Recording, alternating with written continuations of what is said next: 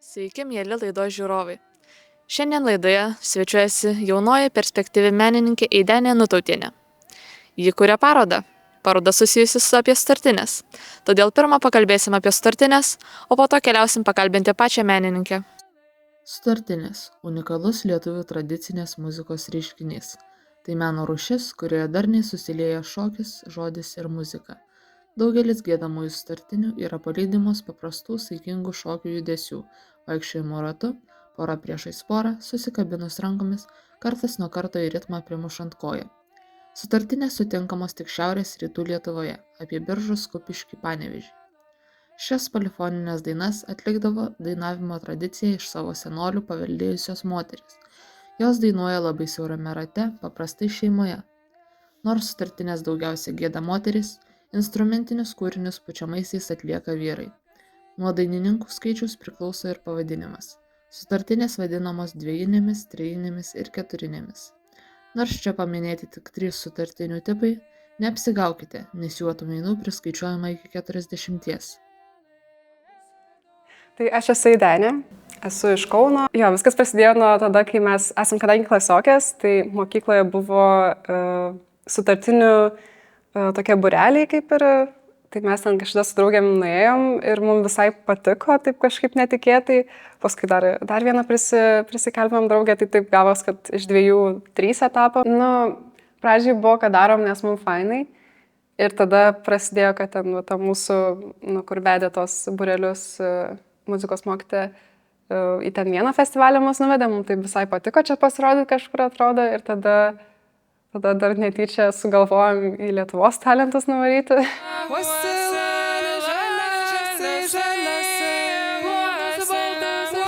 Tiesiog giedojom sutartinės tokio vos ne kaip su smalsumu ir tiesiog savo tokį, net nelabai žiūrint į visokias taisyklės, nes jų yra daug.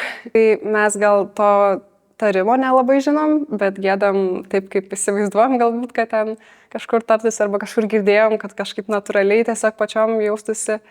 Tai tarmių nelabai žiūrim, bet tą tokį principą patį, kad vieną pradedat giedoti, kitą įsijungia, kitą irgi seka ir toks, kad būtų palaikyta tokį vientisą sutartinės, kaip čia, tokį vientisumą, kad atsirastų toks bendras sąskambis, tai mes jį stengiamės palaikyti ir tokį, pabandyti į tas natas visgi žiūrėti, bet tiesiog taip, kaip mums jaučias labiau.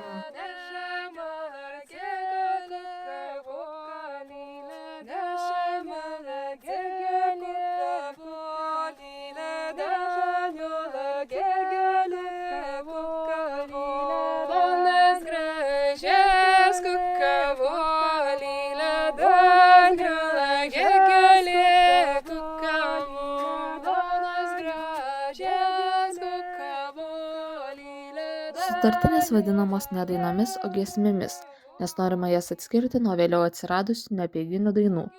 Šių unikalių giesmių tekstuose gausu archaiškų garsažodžių. Pavyzdžiui, čiūto, tūto, rūto, tityti, tatatao, dūno, tūto, kurių reikšmę šiandien galime tik numanyti. 20 amžiaus viduryje sutartinių grupinio giedojimo tradicija kaimuose nutrūko, tačiau 70-ojo dešimtmečio pabaigoje ji prisikėlė naujam gyvenimui, kuris įvairiomis formomis tęsiasi iki šiolei. Įvairių folkloro ansamblių ir atskirų grupių atliekamas sutartinės girdime ne tik folkloro, bet ir šiuolaikinės muzikos koncertuose, festivaliuose. 2010 m. lapkričio 16 d. sutartinės įtrauktos į UNESCO žmonijos nematerialaus kultūros paveldo sąrašą. Tai sutartinės tikriausiai ir būtų tas toks prisilietimas prie protėvių, prie tai, ką mes lietuviai turim, iš tikrųjų, kas yra labai sena ir tokio sakrališko, net sakykim. Tai kartais būna sutartinės kaip tokia meditacijos forma man, kai ten, nežinau, pradedi giedoti ir ten jeigu ilgai dar tą pačią, tai iš viso tokia meditacinė būna būsena. O to pačiu sutartinės dabar atsirado kaip ir su draugiam toks, dar vienas būdas praleisti laiką ir dalintis su kitais žmonėm, tai yra kaip čia daug smagiau ir atrodo, kad žmonėms visai patinka kartais paklausyti mūsų. Tai mano parodos pavadinimas yra Sąryšis. Tai Tai yra apie ryšį ir būtent sutartinių giedotojų ryšį. Tai esu aš ir mano draugės, kurios giedam, tiesiog atradom taip netikėtai tas sutartinės ir kažkaip dabar vis susitinkam ir pradedam daryti kažkokius tokius pasigėdojimus ir kitiem pravesti, sudalyvauti kažkur renginiuose. Ir man giedant sutartinę su draugėmis kažkaip pasijuto toks, kitoks ryšys negu anksčiau turėjom, nors ir esam, kaip čia, jau ilgą laiką tos draugės ir ten, atrodo, jau ir taip nusišlifavom vieną kitą, bet vis tiek kažkaip atrodo dar kitoks yra toks buvimas kartu, toks gilesnis atrodo ryšys, toks dar kaip bendrą tikslą kažkokį darai, tai yra tokio labiau gilesnio to ryšio. Tai pati fotosesija vyko mano namuose, bute.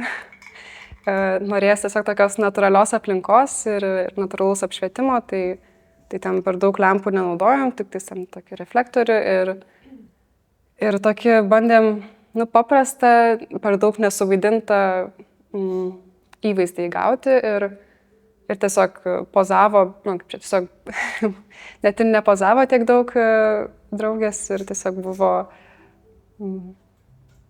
paprastai fotografuojama.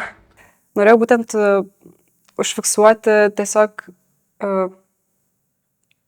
kūno veido detalės, kurios galbūt nepasakotų iš savęs tiek daug, bet būtų tokia labiau simbolinė reikšmė jų. Nenorėjau aplinkos jokios įdėti, tai tiesiog paprastas fonas buvo ir tiesiog, kad galėtum tikrai tiesiog pažvelgti tam žmogui ar ten į akis, ar lūpas, ar ausį ir tiesiog būti tame ir nesiblaškant kažkur gamtos fone. Nebūtinai parodyti, kaip ten tas giedama ar kaip ten kas atrodo, bet per tą simbolinę prasme ir paskui sudedant į video formatą, tai būtų parodoma tas toks persidengimas kiekvieno balso ir tada tos fotografijos tiesiog keliauja kaip detalės veido, kur būtų galbūt nepastebi giedant ar žiūrint giedotojas. Fotosesija pakankamai gerai vyko, kol aš fotografavau draugės, bet paskui, kai reikėjo save fotografuoti, tai šiek tiek buvo sunkiau, nes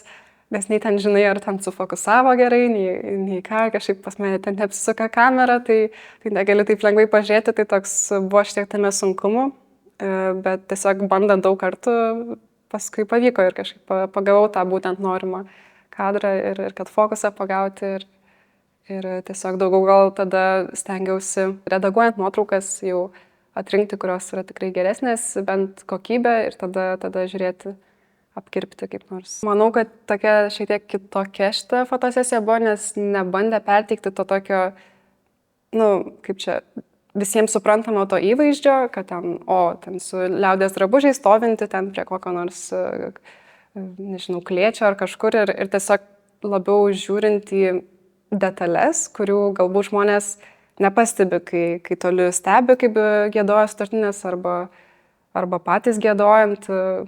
Tai čia labiau toks buvo bandymas pažvelgti iš pačio giedotojo pusės.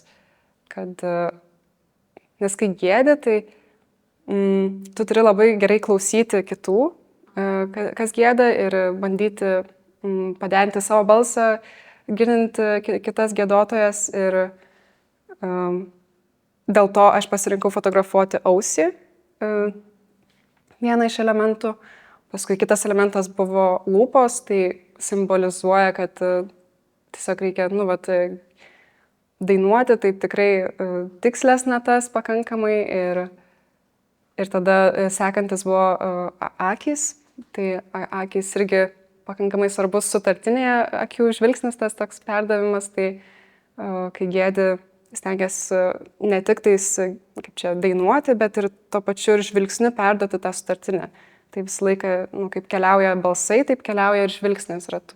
Man norėjosi kažkaip tą tokį parodyti, kad galima vis dar tą ryšį turėti ir kad svarbu jį turėti ir atkreipti tokias detalės, nes visgi smulkmenose yra daug paslėpta ir kad tiesiog būtų labiau atidžiam vieni kitiem.